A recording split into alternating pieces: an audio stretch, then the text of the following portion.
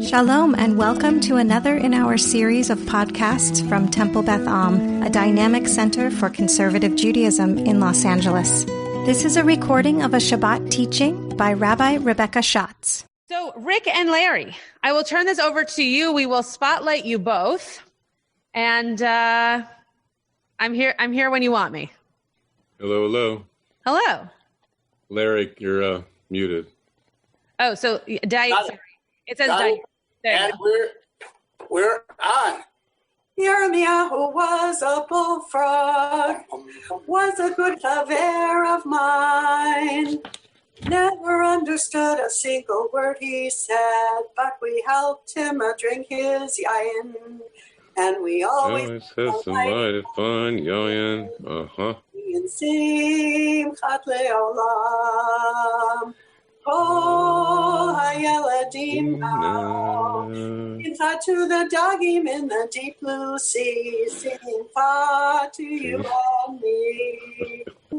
Welcome to Haftorah Plethora Live, a video podcast where we might not bring joy to the world, but we do talk about Jeremiah. Yeah, I was getting tired of that song, but now that Diane's done it in Hebrew, I like it a whole lot better. So we should keep doing it that way.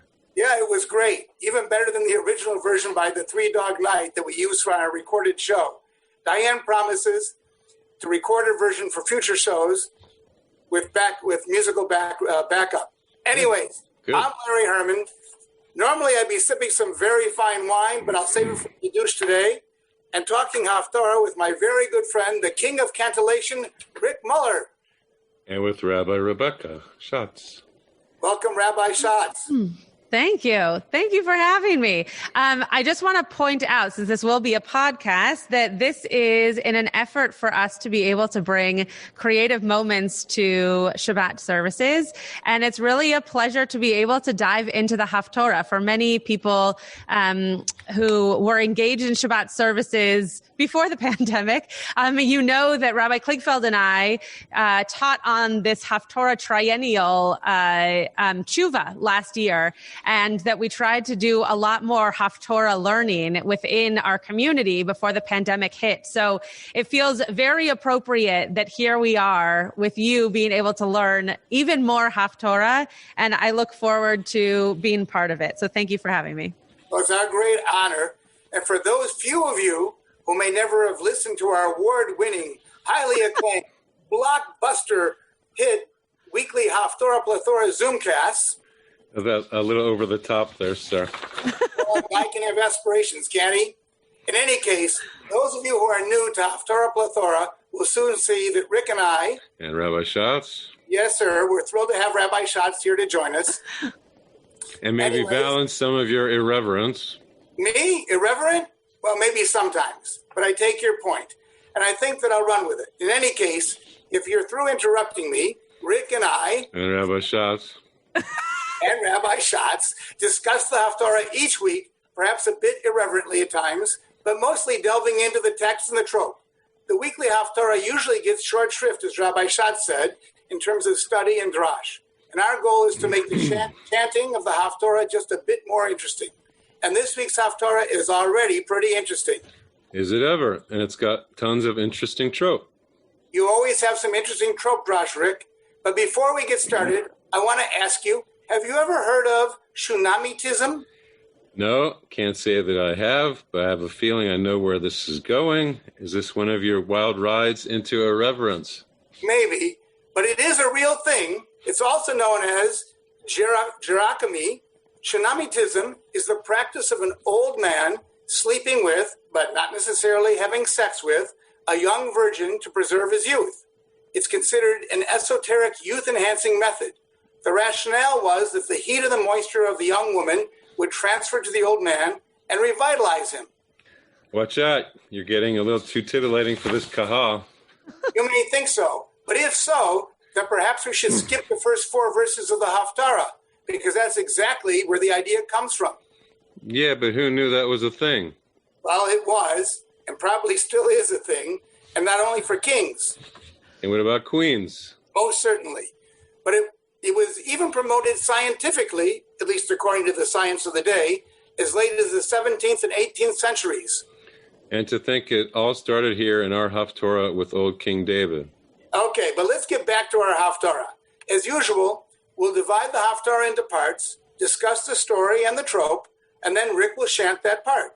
Today's Haftorah is from the beginning of 1 Kings chapter 1, verses 1 through 31.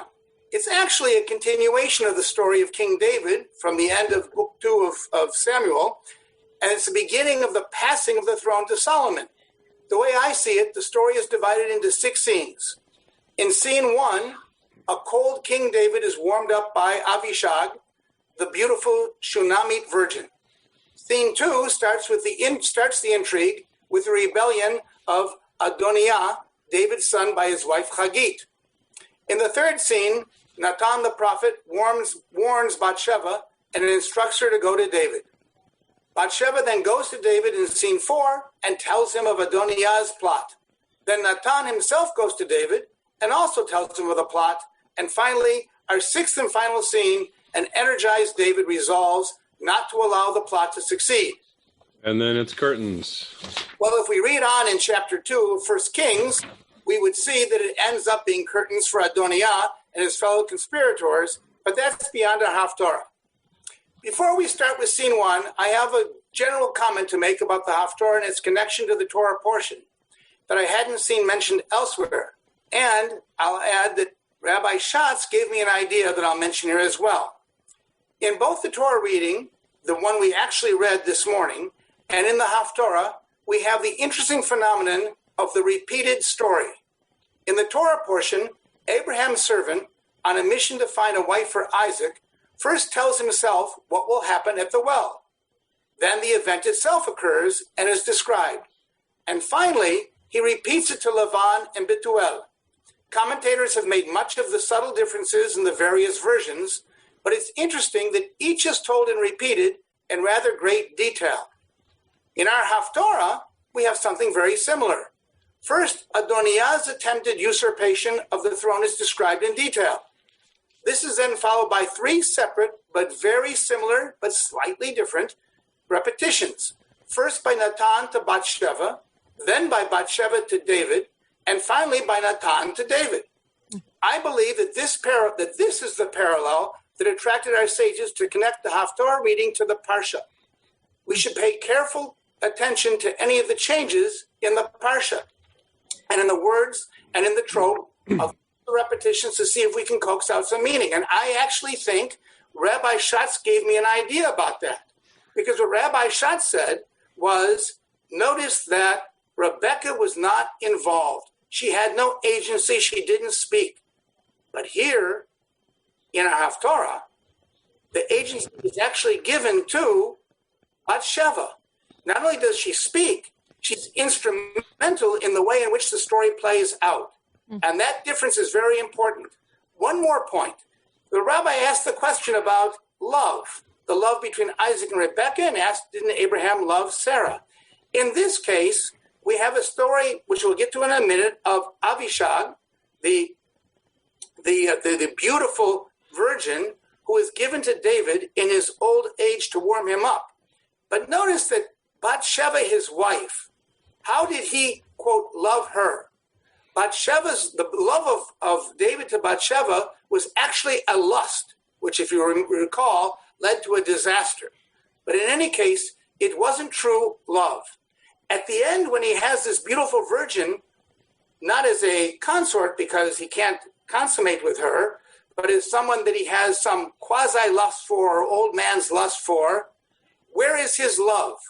Perhaps his love is for Bathsheba, the woman who used to be beautiful and now in her old age is beautiful perhaps in a different way, and love grew between them so that she had an influence on him. Okay. Do I get to say something? Sure, Rick. What have you got? What's in the script here? I'm just reading what's in the script. Okay, so trope Josh. My basic theory is that the rarer trope highlight the most special words of a piece of Torah, a piece of Haftorah. So you can go on Wikipedia. There's different places, of course, Jewish books, but you can get a listing of the trope. The pazer is the rarest trope. It looks like a Y on top of the word, and there's only one of those, and it's in the climax. It's in the conclusion. There's a Zarka trope, looks like a little snake on top. There's a Segol that goes with it, looks like 3 dots. Those are very rare. The next rarest, we have 3 of those, 2 telling the story and 1 in between. And then there's some other special trope that I wanted to bring up.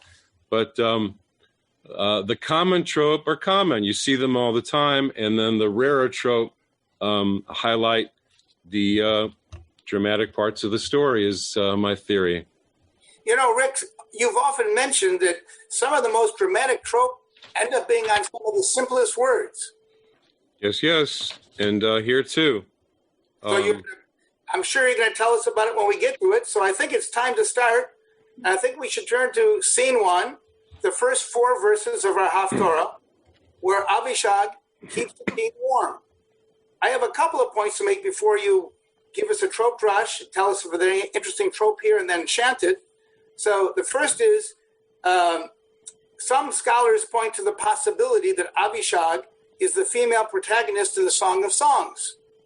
So that would be David's son, Solomon, who wrote that. But more interesting, do you remember last week's Parsha? Last week's Haftorah? In last week's Haftorah, Elisha performs miracles, and one of them is performed for a Shunammite woman. And this happens a generation or two, a couple generations, after the story we're telling right now. So I don't see any commentators or any midrash that talks about the obvious connection between these 2 Shunammite women. Is it possible that the Shunammite woman in the story of Elisha, later on in the book of Kings, is actually a descendant of this Avishag? Is it possible that she could actually be a descendant of King David or King Solomon or Adoniah? I don't know. But it would seem to be you have an interesting possible midrash there. Rick, what do you got? It's just common stuff at the beginning. It's the prologue. It's not nothing much to say on the beginning. What about that word at the end? Yada'ah, knowing. Okay, well, it's not much trope, but yeah, there's confusion on King David's part, whether what he knows and what he doesn't know. But it's not a trope thing more than it's just a verb thing.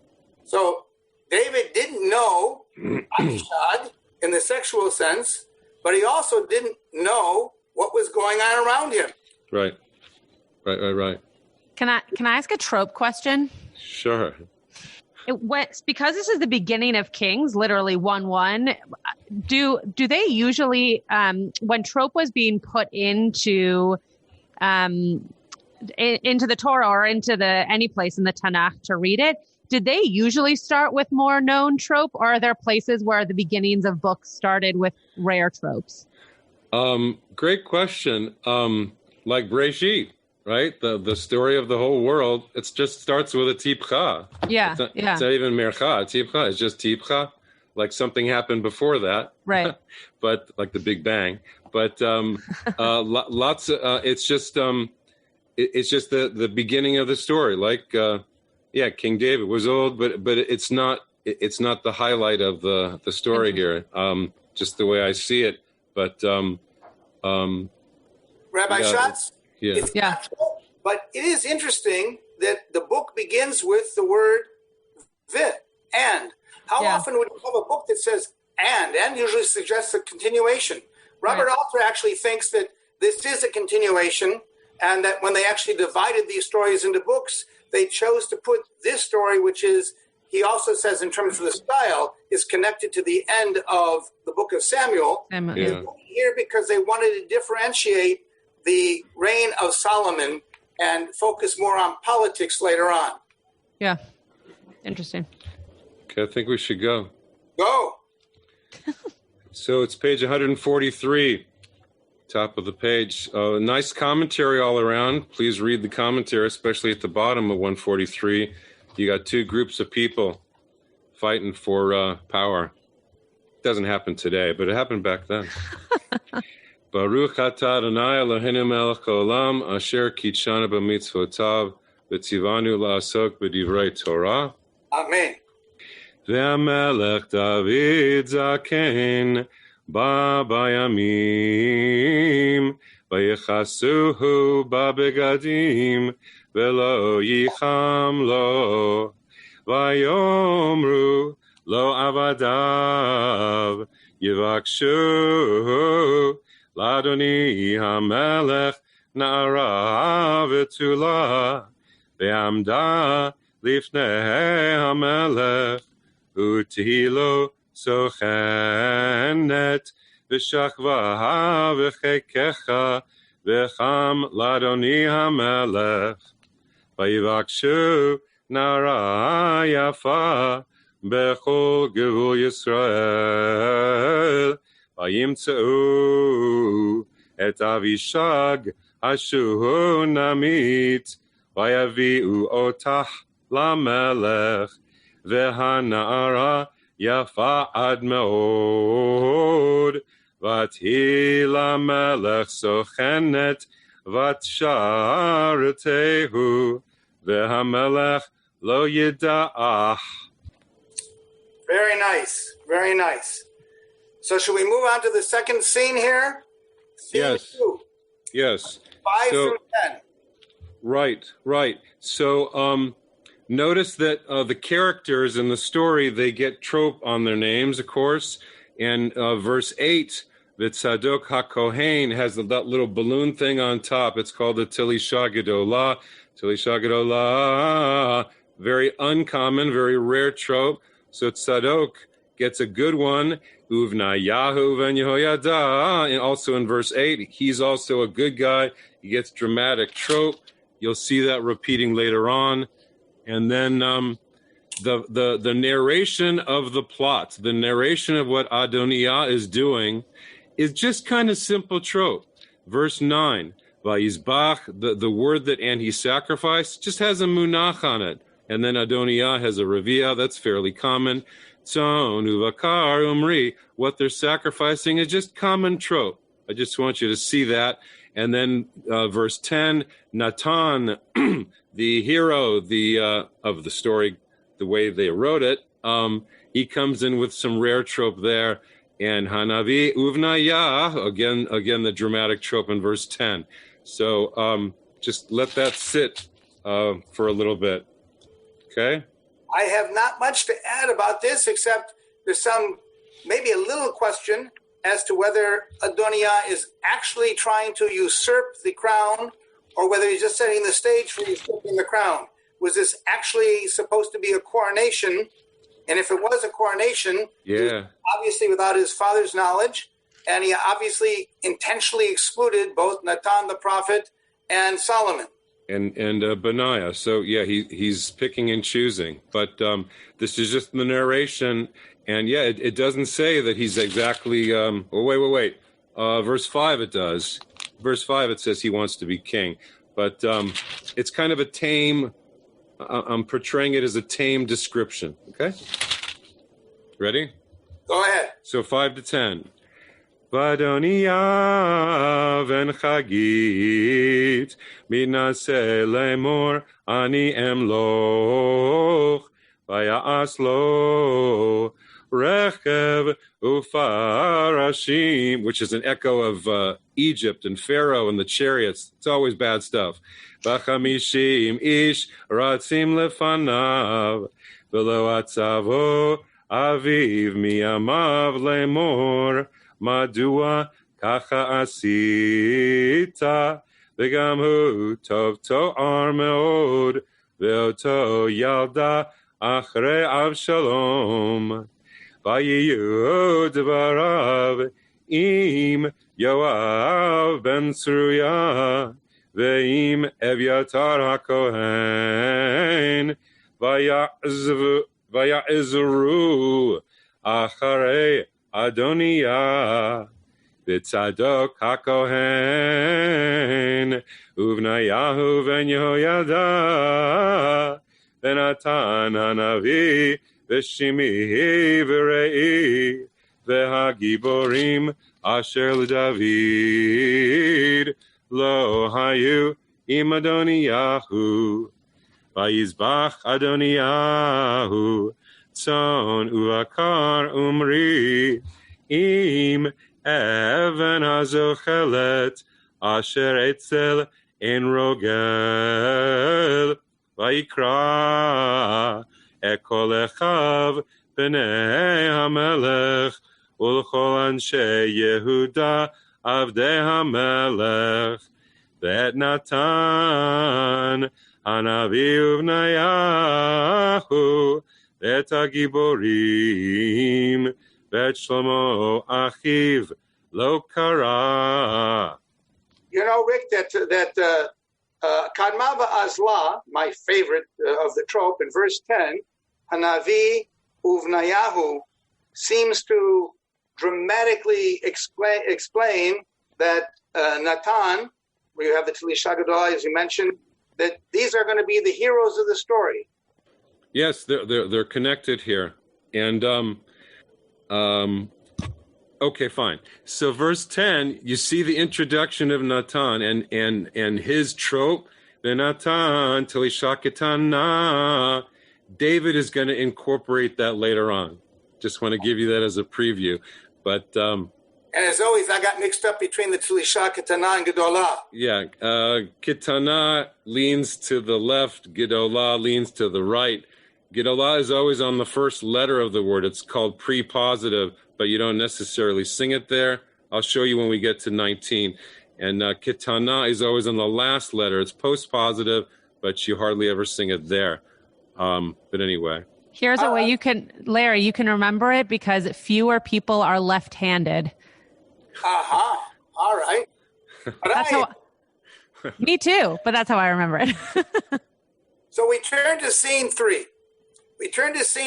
And scene 3 is the first telling of the story, a repetition of the story, as I mentioned before, reminiscent to what happened in our parsha.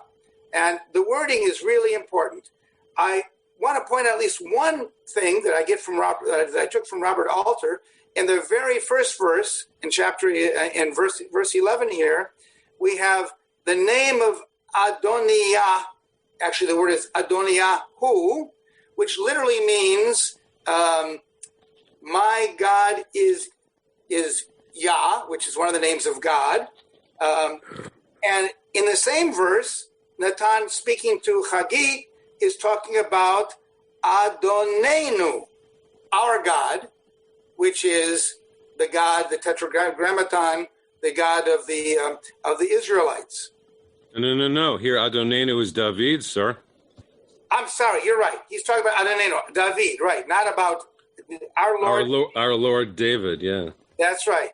But there's an interesting. If you listen for it, you'll hear the two words meaning very different things. Yes. Okay, me?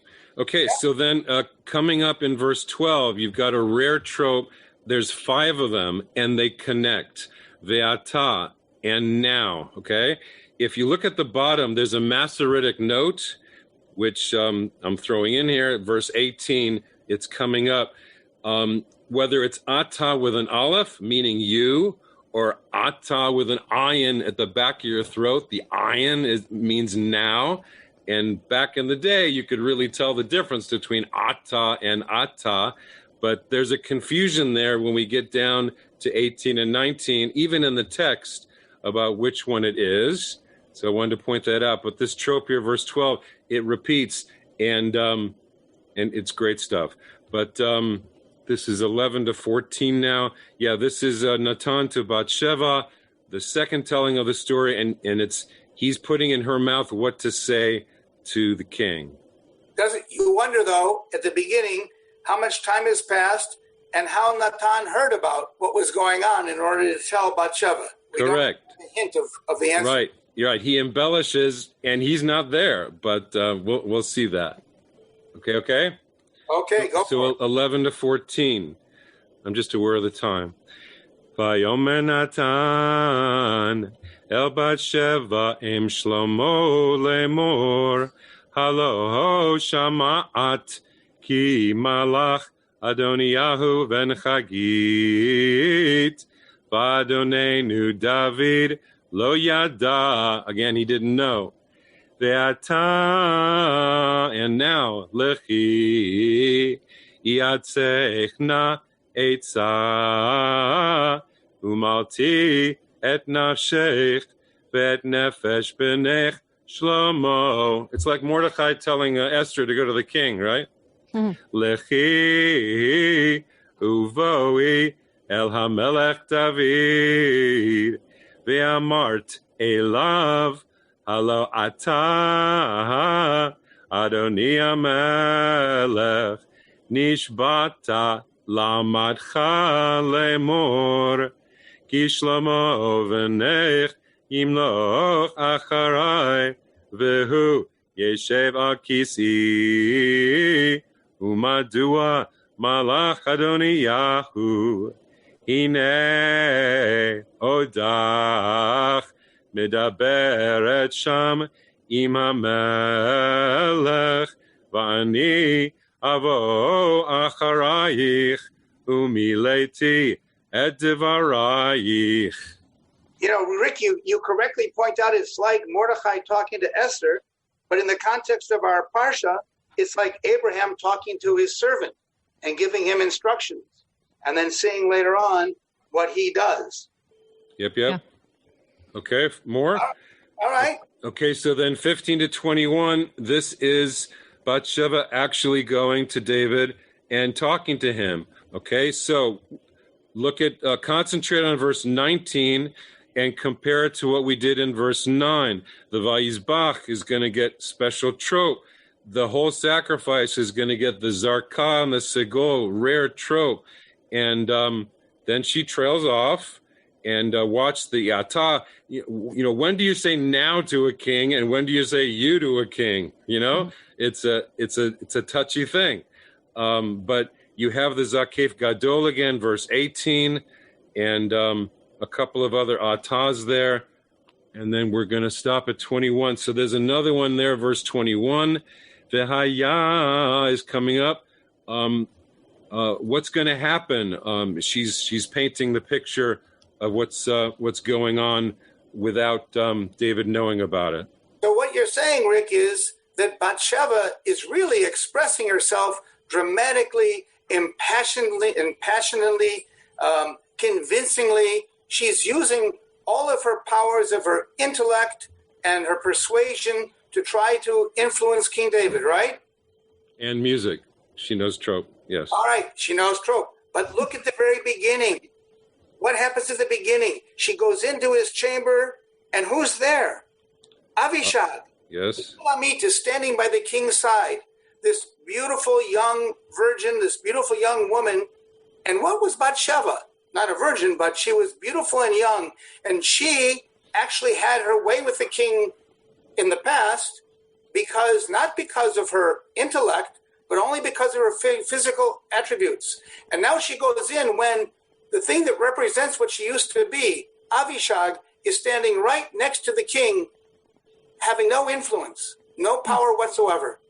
And to me, going back to what Rabbi Schatz says, this suggests that what happens in the relationship between two people, a man and a woman, it doesn't matter, but two people who love each other, it may at first be physical attraction or even lust, but eventually it's other things that come to dominate the relationship, and she becomes much more powerful than Avishag or anything of beauty. Yeah. Okay. Unless Rabbi Schatz has anything to add? I'm working on a thought, but I'll share it when it fully formulates. All right. Rick, go ahead. That's Verse fine. 15. Yes. Right. So 15 to 21 is the next scene. Vatavo Vatsheva el hamelech hachadra vehamelech zaken meod vavishag hashunamit mesharat et hamelech vatikohod Batsheva vatishtachu lamelech vayomer hamelech malach vatomer lo Adoni Ata nishbata v'Adonai Elohecha lamatecha ki shlomo v'nech yimloch acharai vehu yeshev al kis'i ve'ata hine Adoniya malach ve'ata Adoni hamelech lo yadata, he didn't know. Vayizbach shor umri v'tzon la'rov vayikra l'chol b'nei hamelech u'leviatar hakohen u'yoav tzara tzava v'lishlomo avdecha lo kara ve'ata, and you Adoni hamelech einei chol Yisrael alecha le'agid lahem mi yeshev al kisei Adoni hamelech acharav ve'haya kishchav Adoni hamelech imavotav ve'ayiti ani uvni shlomo chataim. You know, Rick, one of the interesting differences between the story that Natan tells to Bathsheba and the story that Bathsheba tells to the king is Natan says to Bathsheba to tell the king that David swore to Bathsheba that Solomon would be the king. Now, that never actually happened. We don't know that happened because there's no record of it back in Samuel. But when Bathsheba tells that same story to the king, to David, she not only says, you swore to me, she says, you swore to Adonai. Mm-hmm. You swore to God. Yes. He elevates it to a higher standard. Which happened, if any of them happened? And does it really matter whether they happen or not? Because it's the narrative that becomes the thing that influences the king's behavior. Yes. Exactly. So should we move on to scene 5? Yes. Okay, so coming up in verse 25 is the repeat again of, this bad guy, he sacrificed and he did the oxen and the fatlings and the sheep. It's the same trope. Vayizbach as the Telisha Gedolah, Shor Umri V'tzon, as the Zarka again, then the Segol, but then Natan intensifies it, Nathan intensifies it, Vayikra, and he called, meaning Adoniyahu, Lechol B'nei HaMelech, he called all the king's sons, but he didn't call Solomon. So it's an intense. Back in verse 19, it was just a pashta and vayikra lechol b'nei hamelech munach sakev katon. But here it's telisha ktana kadma ve'azla with the same words. So he's intensifying it. And then that repeats again in 26. He uses the same trope to describe himself. Ani avdecha, I'm just your servant. King David, I'm just trying to help things along. Tzadok HaKohen, he's the hero. V'livnayahu, he's the hero. But Shlomo, your servant Shlomo, he didn't call him. Poor little Solomon, off to the side. So, and then verse 24, the brackets are the Vayizbachs, right? With the Telisha Gedolah, then the Zarka. So Nathan, when he starts talking, he uses again the rare trope. And and Nathan said, well, the narrator introduces him with the rare trope in verse 24.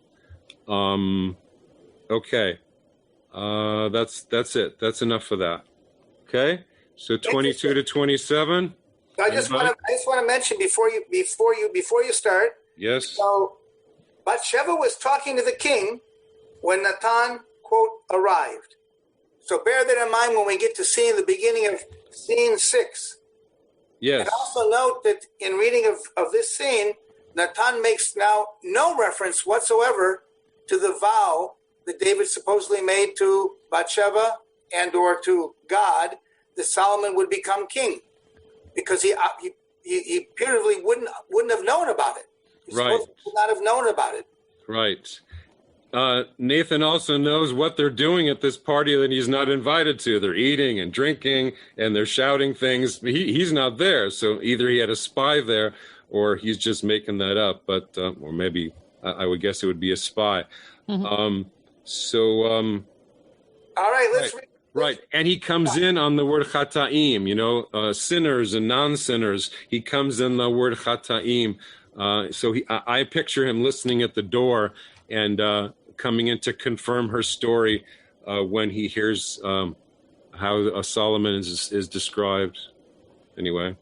Okay, so 22 to 27, the next scene.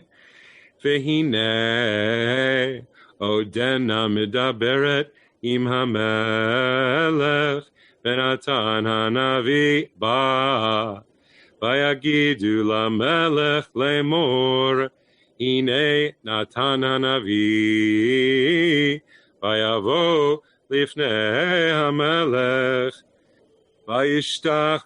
vayishtachu lamelech alapav arza Vayomer Natan Adoni Hamelech Ata Amarta, you said, Adoniyahu Yimloch Acharai Vehu Yeshev Al Kisi Ki Yarad Hayom Vayizbach Shor Umri Vetzon La Rov Vayikra L'chol B'nei HaMelech U'Sarei HaTzava U'Levyatar HaKohen V'inam Ochlim V'Shotim Lefanav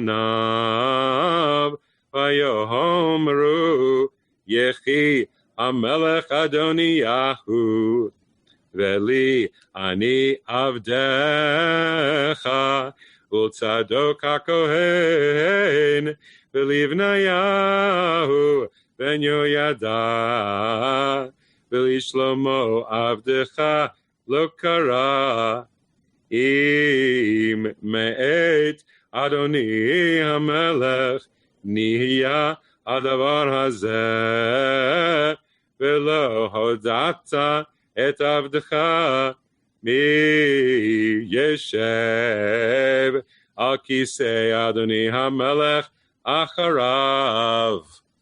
So, Rick, I wonder, was Natan appealing to David's sense of being insulted by Adoniah because he was too weak to even be king, and Adoniah was taking over from David? Or was it that he was usurping the throne from his son Solomon? Or both of those things at the same time? Whatever it was, it's pretty clear that Natan is almost trolling, to use the modern term, David, saying, look at what these guys are doing to you. Yes. Right. And I said what I said about the trope. Are we ready to go on? So we get to scene 6. The climatic scene where the weak, impotent David somehow manages to find the strength to, we think, physically rise up and react to everything he's been told. But what happens at the very beginning? He says, summon Bathsheba. Wasn't Bathsheba there? Right. So Alter explains it in the following way. There are no three-way conversations. These conversations are one-on-one.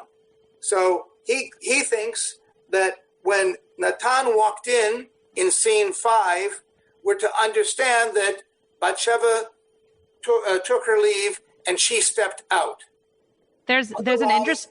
Oh, sorry. Go ahead. I didn't mean to cut you off. There's an interesting part here. If you look at, that's connected actually to the Parsha. I'm trying to see if I can find the verse. Okay. So this is the verse that Rabbi Shapiro and I talked about in our Parsha class yesterday. So chapter 24, verse 50 in Bereshit, the same words are used in the same kind of pattern. Vaya'an, in this case it says Lavan uvetuel, Vayomru. And here in the Haftorah, we're seeing Vaya'an HaMelech David Vayomer, because it's just him. There's no other people. So it's interesting that they're using the same kind of wording. And that what happens right after this in the Parsha is that they talk about turning to the good or to the bad, whether they're going to say the good or the bad, and they can't because God has decreed it, so they can't say good or bad. But in the Haftorah, there's also kind of this shift of one side to another, right? That it's tavo lifnei hamelech v'ta'amod lifnei hamelech, right? Should I come before you or should I stand before you? And so it's just the word. I mean, the scene is not exactly the same, but the wording is so similar. Anyway, I just wanted to point out that connection that I would not have noticed had we not taught on that verse yesterday, because it's a very specific connection, but an interesting one. It is interesting. And then it's also interesting that the king, that David, the first thing he does is he takes an oath. And this question of what was the oath that he took before, right? Now he believes that he actually made a commitment and he's got to fulfill this commitment. So he takes another oath, and this oath is actually made to Adonai. It's made to God. And the oath is that Solomon should succeed me as king and sit upon my throne in my stead. Not only that he's going to be the king after David dies, but he's actually going to install Solomon to be the king before he dies. And at the very end, and I don't know whether you're going to talk about this in terms of the trope, Rick. So what does Bathsheba do? Yeah. Let me say. So, hi. So, two other things. Bowing low, right? Eliezer bows low, and it's a Torah theme. Vayishtachu arza, bowing. Same thing happens here. They're bowing before the king. And then there's a trope thing. The Zakef Gadol, the line with the two dots again. It's a high point. It's a dramatic point. When they're sending Rebecca off, Achotenu in verse 60, our sister's going, right? And Rebecca has a lot of honor there. Okay, so the same thing with Bathsheba. She gets at the very end, the Vatomer, she gets to say the king lives, and David, Melech Israel, comes from that. So she gets that honor. And then there's another one in verse 29 when David actually makes the vow. Chai Adonai is how he starts the vow. And then there's the pazer there in verse 30 where it's the rarest trope. And again, Natan's theme is built into his answer there. Rick, what word is the pazer on? On ki, a simple word that doesn't have much meaning otherwise, Larry. Yes. A simple word. Like zeh, or like any other simple word. But it's what you do with the word. It's the music you make of the word. You can be simple and still make beautiful music. Is that what you're trying to say, Larry? Well, one of the things, I'm always looking for an explanation for why you've got a very dramatic trope on a very simple word. It means there's something else in there, as you've taught me before. I want to make one more connection to the Parsha. Okay. And I didn't hear it until now. I know that you were jealous that Stan got to do all these shalshalets the last 2 weeks. Yes, very much so. But we got a shalshalet in the Parsha on Vayomer, when the servant, who we think is Eliezer, he's saying to Adonai, the God of his master Abraham. So I won't interpret that one. And we've got one of your favorite trope, where you mentioned the Zarkef Gadol on Vatomer. So these two special trope, both of them on the word and he said and she said. Yes, very good. And what does she say? She flatters him. After all this, she flatters him. You will live forever and ever. Very good. So you want to chant that last bit for us? Yes. I also want to say that we still have 22 participants, and that's a great thing. We didn't lose anybody. Well, we want to ask them to join in as soon as you finish chanting the Anyway, so the ending, 28 to the end. Vaya'an hamelech David vayomer kiru li levat shava vatavo lifnei hamelech vata'amud lifnei hamelech vayishava hamelech vayomar Chai Adonai asher pada et nafsi mikol tzara ki kasher nishbati lach Adonai Elohei Yisrael lemor ki shlomo v'nei imloho chacharai v'hu yeshev al kisi tachtai ki kena ese hayom hazeh batikod bat sheva apayim eretz. It also was Artza in another version. Batishtachu lamelech vatomer yechi Adoni hamelech David leolam. Fantastic. So, Rabbi Schatz, I don't know whether we have time, whether you think we have time to have questions or comments from the Kahal? Yeah, sure. Marshall has a question. I'm going to just say my point so that you can Please. take questions and then you can end whenever you want to on your own terms. So this is the point that I've been kind of mulling over, and I think it's like 80% there. It's definitely more there than it was when I first thought of it. But one of the things, I brought my own book because Larry brings his own books to when so okay. I brought the JPS Bible commentary just on Haftorah.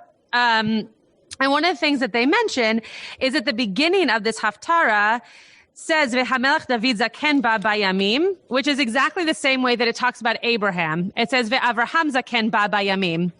And the thing that I was thinking about, because sure, the words are similar, as I pointed out a few moments ago, with another moment where the words are similar, but it's what these two characters do with the idea that they are zaken ba bayamim, right? The fact that they are older in their age, they have such different approaches to what they do at the end of their days, and also what the community does to keep them comfortable, right? King David has a woman brought to him to keep him warm and to keep him, going until he has to die.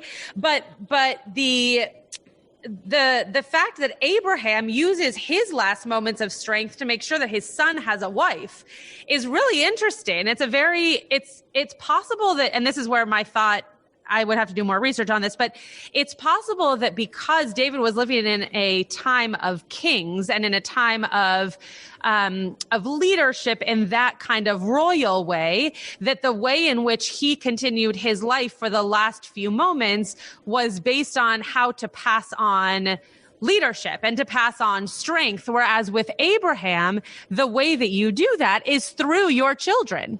So it's possible that they're exactly the same, that they're dealing with their last days in a same way. But to me, one feels much more familial. One feels much more family oriented, even though we don't think of Abraham as having a good relationship with his son Isaac. And yet David's last moments are seen as kind of transactional in a way. And I love your connection, Larry, to his love of Bathsheba, and how he kind of realizes that in a different way, similar to maybe how Abraham felt about Sarah when he found himself a new wife. But anyway, so I have no conclusion to my statement, but that's what I've been thinking about, is how in our final moments, do the people around us feel like we need to kind of push on more, and how do we situate ourselves in which the things that happen that we kind of put into motion before we no longer have the ability to put things into motion, reflect on who we are as a person. Rabbi Schatz, that's great. Just a 15-second riff off of that. Yeah. Before we get to Marshall, they were both concerned with continuity, and they were both concerned with continuity of the peoplehood, and maybe more than that, And we're concerned about continuity. Yeah. And what we have to do to ensure continuity depends on the circumstance. There's no one way. Each of them found their way to ensure the continuity, just as we in our communities need to reach out and find different ways to make sure that we have Jewish continuity. Yeah. Yeah. All right, Marshall, let's see if you can get unmuted. Okay, I'm unmuted. You are. Yes. Okay. I like, Rick, what you did very much, making reference to the footnotes. And I'd like to just point out a difference in a footnote. If you take a look at footnote 18 Yes. on page 144, there it says specifically, quote, commenting on the spelling of the word ve'ata with an ayin, which you made reference to, it says benusach acher, in another version, ve'ata with an aleph, Yes. which means you. However, the footnote for verse 31 is different. Yes. It does not refer to a nusach acher, but it's a special type of footnote, and it says svirin umatin arza. And according to the JPS Tanakh commentary, Yes. at the back of the book, there's a guide to Hebrew footnotes. Yes. And it says there that Severin is those who think, and in parentheses, using logic or rules of grammar, that the text should be read here as follows: Mat'in will mislead others, that is, they are mistaken. And so this is sort of a question which maybe cannot be answered immediately now, because I never really checked out what this footnote meant. But is it really saying don't mess with a received text? The text is holy, and therefore, even though you think grammatically the word should be arza, that is she bowed down to the earth. Yes. Here in the received text, it's eretz. And anybody who wants to use rules of grammar, which I often love to do, is going to be misleading others here. So maybe Rabbi Schatz or you, Rick, or you, Larry, might have some idea. Why do we have this special footnote here, Svirin Ummatin? It's so they might have better comments than I, but I'll start. It's interesting that you bring this up, because in a class that I was teaching on Thursday, I mentioned to the women there that in the story of Rebecca, it is written, and I didn't have a chance to check in an actual scroll, but it is written, if you look at a transcript of what is how you write out as opposed to how it sounds, it's vehana'ar, except for that there's a kamatz underneath the resh to make it sound like na'ara. But the word na'ar means young boy and na'ara means young girl. So what you're saying is just reminding me, I don't really have such an answer, but what you're saying is reminding me of that, because we know, or at least we assume, that Rebecca was a female, right? And so what it would have been is na'ara, based on our Hebrew suffixes and how the hey is used to say that means that it was a young woman as opposed to a young man. But even if you look in the Eitz Chaim, it says vehana'ar in small print, because that's actually how it's written, though we're supposed to say vehana'ara. So Rick might have a better explanation in terms of the Haftorah piece, but I think that you're right, that there is something, we don't know who the guy was who put the kamatz under the resh to make it sound like na'ara. We don't know why it was written na'ar. So should we be reading na'ar, even though that doesn't really make grammatical sense? Or should we read na'ara because she was a young female? And so in this case, though it doesn't change really the efficacy of a gender, it does change the meaning of the verse. So Rick looks like he has a better answer than I do, but I wanted to bring that. To bring that a different answer than I do, but but I want to bring that also from the Parsha, because I think it's an interesting connection to what you're bringing, Marshall. Right. The only thing I want to say is biblical Hebrew compared to modern Hebrew is just weird. Yeah. That's the best way I can say it.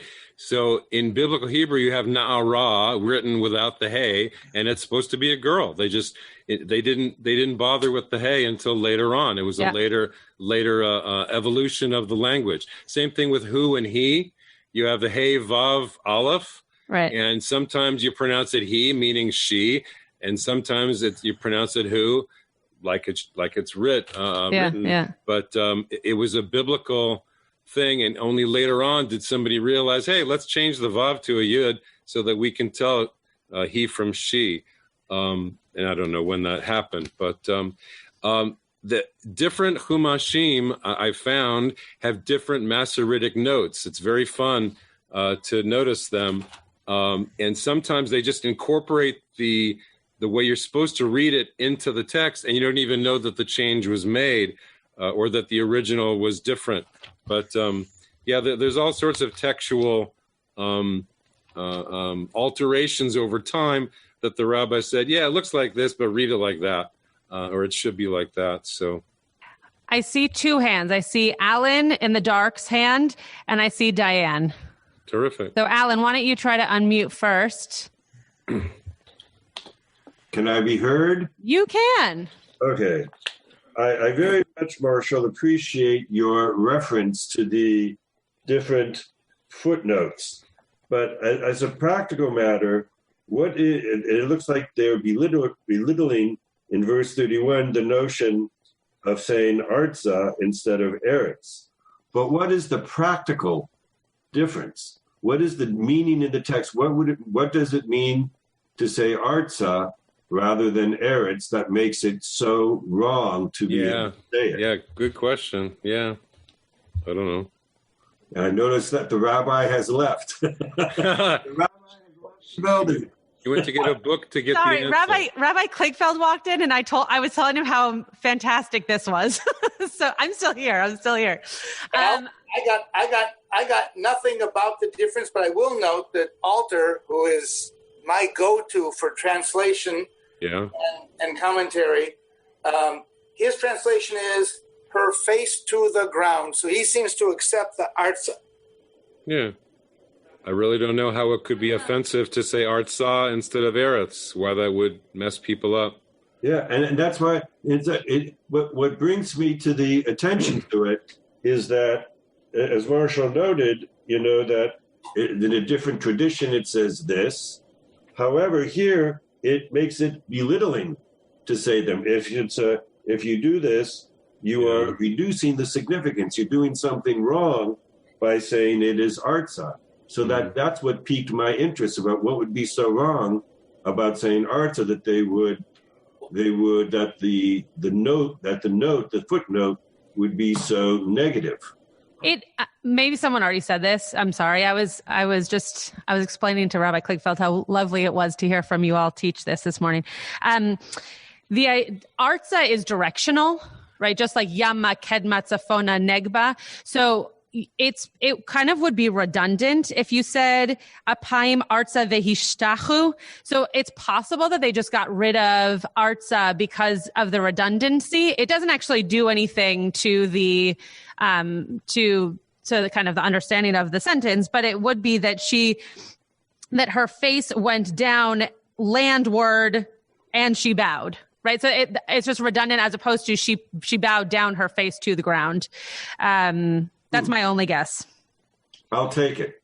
Okay, let me try this. If you go back to 28, when he forgets that she's there and he summons her again, and then somehow she stands before him again, maybe she just kind of nods, so kind of curtsies or something. She doesn't go all the way to the ground. I don't know. Yeah. I don't know. Okay, Diane, last comment, and then we'll do Kiddush. And if you all want to stay on here until 4 p.m., you can, to talk about the Haftorah. So this is a quick question, I think. In the Middle Ages, music with text, choral music with text, often had a convention of going down in pitch when they were talking about something actually going down. And I thought I heard a bit of that in verse 23, where Natan is bowing low, and also when Adoniah is going down to sacrifice. And I'm wondering if there's any kind of convention like that in trope in general. I think so. Yeah. There's definitely high points where you have the high trope, and I think the book of Jonah, I think when he's going down into the ship and down, I think there's a couple of downward trope there. He was a depressed guy. He was very down. But and in Jerusalem, it was on a hillside, so going up and down was important because Solomon built the temple on the top, and the palace was next, and then the city was below that. So there was some directional history to things. So Larry is muted and can't unmute. So maybe he can get unmuted. Let's unmute Larry. I muted so you wouldn't hear feedback from Diane. Oh. So if that's the last comment, or the last comment from the Kahal, I think we're going to wrap up. I just wanted to make one general observation about these repeated stories. And it's like our lives, where we tell ourselves stories and tell other people's stories. And over time, those stories change a little bit, slight alterations, not lies, not intentional distortions to the story, but the narrative we tell ourselves and the narrative we tell others, at the end, that's what's important, not the reality of what actually happened, because that's what influences our behavior.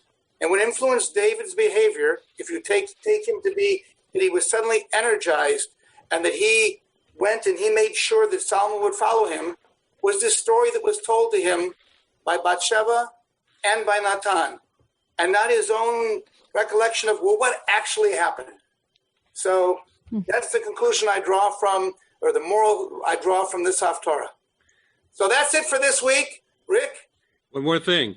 Rabbi Kligfeld's drash for the week, he talked about the video of the woman who was in the home and they played Swan Lake and she enlivened and she woke up and she was like the swan again. So it just occurred to me with King David, what were the words, what were the things for him to see, for him to wake up and say, hey, I gotta save Solomon here. So I like that. All right. Well, normally we wish everyone a Shabbat Shalom. I think we can do that today. Yes, indeed. If you liked what you saw, it's usually much briefer than this, but the Haftorah Plethora is available almost every week on your Shabbat bulletin and the Library Minyan weekly bulletin. And we would love to get feedback from you as well. And if you want to join us as a guest, we like having guests as well. So, Shabbat Shalom. Thank you so much. Yasher koach to you both. I often talk about how remarkable it is that our congregation is full of people who can teach Torah and can share wisdom at such a high level. And this was more Haftorah diving than I've done in a very long time. So thank you. Really, really powerful stuff, and just proves that we should be spending more time on the Haftarah and not just talking about the Torah portions, which we all know so well, and that have so much to offer every week, but that the Haftarah is rich as well. And the two of you playing off of one another and sharing both the music and the content, is really wonderful. So thank you for doing it weekly, and thank you for bringing it to us this week. You have been listening to another in our series of podcasts from Temple Beth Am, a dynamic center for conservative Judaism in Los Angeles. If you enjoy these podcasts, we invite you to write a review on the Apple Podcast site or wherever you get your podcasts. For more information about Temple Beth Am Los Angeles, go to tbala.org.